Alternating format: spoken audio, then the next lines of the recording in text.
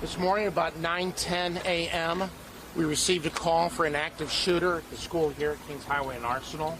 Officers arrived within a couple minutes of the call going out. They immediately made entry into the school. The officers began to clear the building looking for the shooter.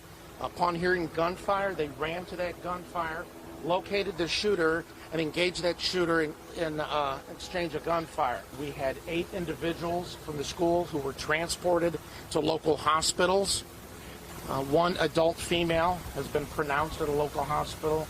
I believe that was from gunfire. We have one teenage female remaining here at the scene. She's also been pronounced as a result of wounds she received from gunfire.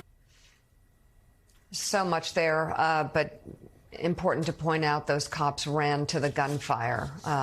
Heroes. That was interim St. Louis Police Commissioner yesterday discussing the latest school shooting in America. A gunman opened fire inside of a school shortly after 9 a.m., killing 2 people and injuring 7 more.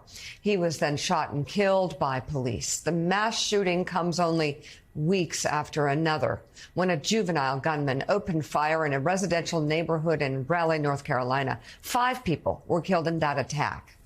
It's a weekly event in America now. Joining us now, chair of the Democratic Governors Association, Governor Roy Cooper of North Carolina. Governor, thank you very much for joining us. These incidents, as we know, are a daily, weekly occurrence. And it is a big political debate.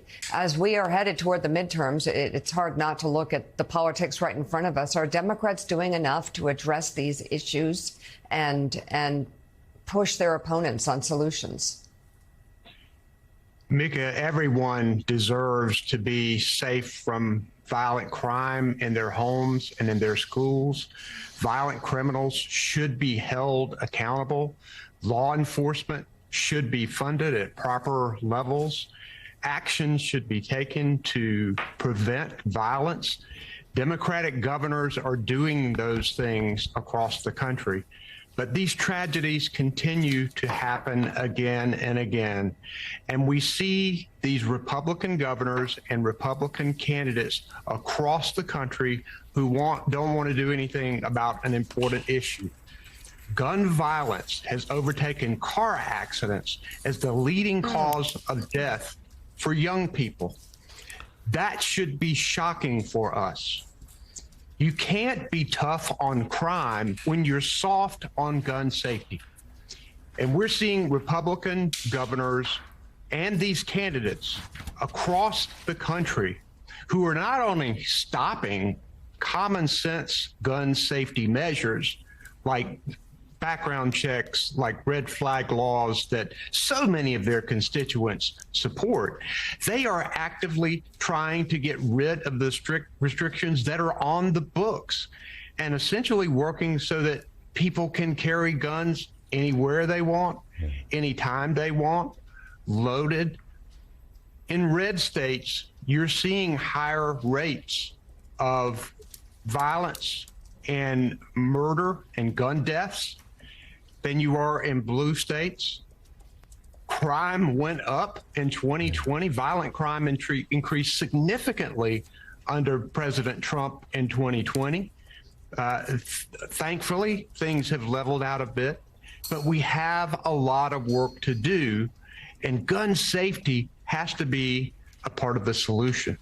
Governor, good morning. You're right. We haven't heard a lot about gun safety on the campaign trail and some of these races that we've been looking at so closely. You mentioned common sense gun reform.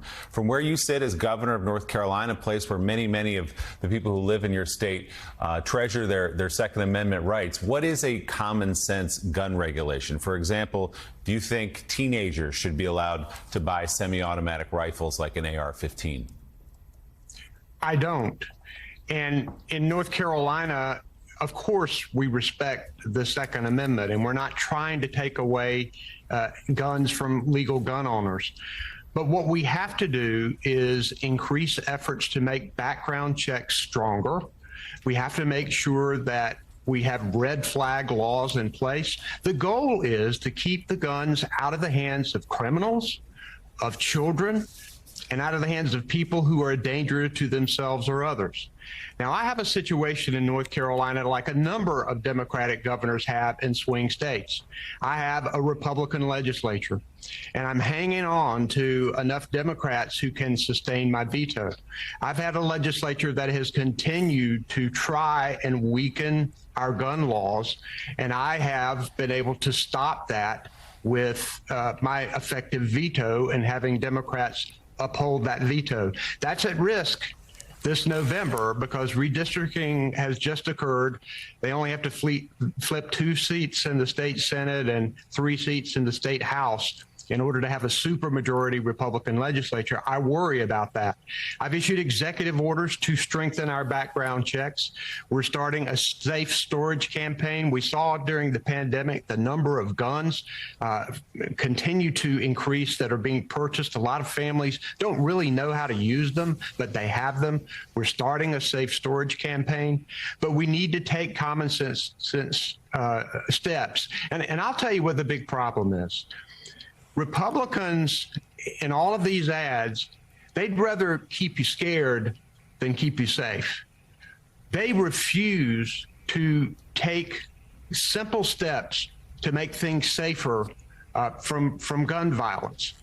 And it's frustrating. What they are scared of is a Republican primary funded by the gun lobby. And they'd rather ignore a large portion of their constituents in order to protect their seats because they're afraid of being challenged. That's the problem with these legislative seats, congressional seats. It's a problem across the country right now. Governor, we saw after the awful Uvalde school shooting earlier in the summer the impact that that did have on polls suggesting that gun violence and gun deaths were an important issue for voters. That seems to have receded from the issues that voters are now thinking about. And I'm just wondering, after the mass shooting in Raleigh in your state, in which 5 people died in October, did you see, does an event like that in a community like Raleigh, in a state like yours, change people's awareness of gun violence? Does it change their attitudes, their voting attitudes possibly? Does it raise it to a level of consciousness that it had not been at perhaps before? Or does it really not make any difference? Are the two sides so divided on the issue that very few people are left to persuade? We cannot normalize gun violence, even though it continues to happen again and again and again, especially because it keeps happening again, again, and again. I see an energy, particularly among young people who have had it. And if we can be successful in making sure they know that there has never, ever been a bigger difference between Democrats and Republicans right now than ever, that we need to get them to the polls to make sure that we elect Democrats across this country, and particularly Democratic governors. You know, we're the last line of defense to protect rights and freedoms, with the first opportunity to lower costs to families. We're on the ground making things happen. And when you look at gun protections, they're going to happen at the state level, and they won't happen without Democratic governors. I believe this can be one of the issues that energizes our base and brings new voters to the polls. And I heard a little bit of the earlier conversation. The cake is not baked. These last 2 weeks, there's a lot of movement going on. There are a lot of people who are getting fired up about early voting. And I believe that we're going to at least hold the line on the number of Democratic governors across this country and hopefully make a few gains. Governor Roy Cooper of North Carolina, thank you very much for being on the show this morning.